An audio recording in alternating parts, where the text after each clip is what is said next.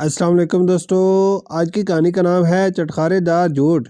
راشد ایک ایسا شخص تھا جو جھوٹ بولنے میں مہارت رکھتا تھا۔ وہ اپنی باتوں میں اس قدر مٹھاس گھول دیتا تھا کہ سننے والا حقیقت اور فریب میں فرق ہی محسوس نہ کر پاتا۔ اس کی زبان سے نکلا ہوا ہر جھوٹ ایسا ہوتا جیسے مثالوں سے بھرا ہوا کوئی لذیذ کھانا جس کا چٹخارا لینے کے بعد لوگ اور سننے کی خواہش کرتے۔ محلے میں اس کی شہرت ایک دلچسپ کہانی گو کے طور پر تھی۔ بچے بوڑھے جوان سب اس کی باتوں کے دیوانے تھے۔ وہ کسی بھی واقعے کو اتنے زبردست انداز میں بیان کرتا کہ لگتا سب کچھ آنکھوں کے سامنے ہو رہا ہے۔ کبھی وہ کہتا کہ اس نے ایک جن کو قابو کر لیا تھا، کبھی کہتا کہ اس کے پاس ایک ایسا جادوئی چراغ ہے جسے رگڑنے سے خواہشات پوری ہوتی ہیں۔ لوگ ہنستے، لطف اٹھاتے اور راشد کے جھوٹے مگر دل لبھانے والے قصے سنتے۔ ایک دن راشد نے ایک نیا قصہ گھڑا۔ اس نے گلی میں سب کو جمع کیا اور انتہائی سنجیدہ لہجے میں بولا، دوستو تم لوگ یقین نہیں کرو گے لیکن کل رات میرے ساتھ ایک عجیب واقعہ پیش آیا۔ سب لوگ ہمہ گوش ہو گئے۔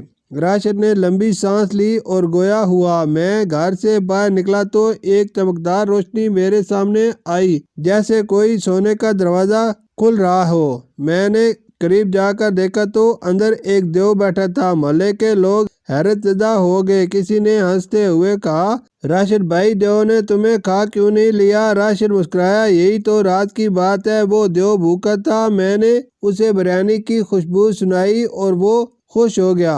بدلے میں اس نے مجھے ایک ایسا پتھر دیا جو سونے میں بدل سکتا ہے۔ سب لوگ ہنسی سے لوٹ پوٹ ہو گئے مگر کچھ لوگ حیران بھی رہ گئے۔ محلے کا ایک نوجوان علی جو ہمیشہ راشد کے جھوٹے قصے سنے بغیر مانتا نہیں تھا، بولا، اگر تمہارے پاس واقعی ایسا پتھر ہے تو ہمیں دکھاؤ۔ راشد ذرا گھبرا گیا مگر جلد ہی خود کو سنبھالا، وہ پتھر میں نے بہت سنبھال کر رکھا ہے، سب کو نہیں دکھایا جا سکتا۔ علی مسکرا کر بولا، پھر تو ہم بھی یقین نہیں کریں گے۔ راشد نے بات بدل دی، مگر یہ پہلی بار ہوا تھا کہ کسی نے اس کے جھوٹ پر سوال اٹھایا تھا۔ رات ہوئی تو راشد سوچنے لگا، یہ علی تو میرا بانڈا پھوڑ دے گا، کوئی ایسی ترکیب کرنی ہوگی کہ لوگ ہمیشہ مجھ پر یقین کریں۔ اگلے دن راشد نے ایک اور کہانی بنا لی۔ اس بار اس نے اعلان کیا، دوستو ایک بری خبر ہے، ہمارے محلے کے قریب جنگل میں ایک آدم خور شیر آ گیا ہے۔ یہ خبر سنتے ہی محلے میں خوف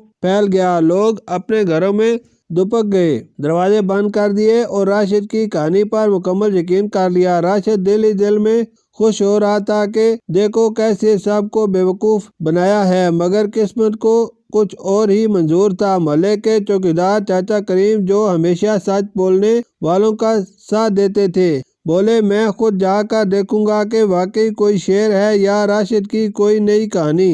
یہ سن کر راشد پریشان ہو گیا۔ وہ چاچا کریم کو روکنے کی کوشش کرنے لگا مگر چاچا تو پرعزم تھے۔ وہ جنگل کی طرف روانہ ہو گئے اور چند گھنٹوں بعد واپس آئے، کوئی شیر نہیں ہے۔ راشد نے یہ کوئی جھوٹ بول کر ڈرا دیا۔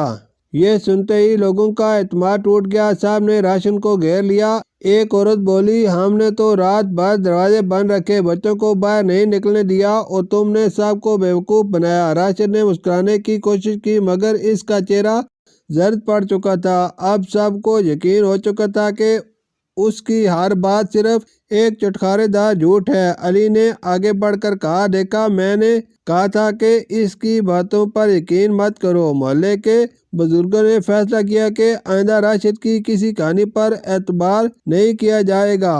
راشد کی عزت جو ایک مزاحیہ کہانی گو کے طور پر تھی، ایک جھوٹے اور فریبی کے طور پر بدل چکی تھی۔ اب جب بھی راشد کوئی نئی کہانی سنانے کی کوشش کرتا، لوگ ہنستے اور کہہ دیتے، یہی وہ آدمی ہے جس نے ہمیں آدم خور شیر سے ڈرایا تھا۔ راشد کو تب احساس ہوا کہ جھوٹ صرف وقتی تفریح دیتا ہے مگر سچائی ہمیشہ جیتتی ہے۔ وہ پشیمان ہوا مگر اب بہت دیر ہو چکی تھی۔ شکریہ۔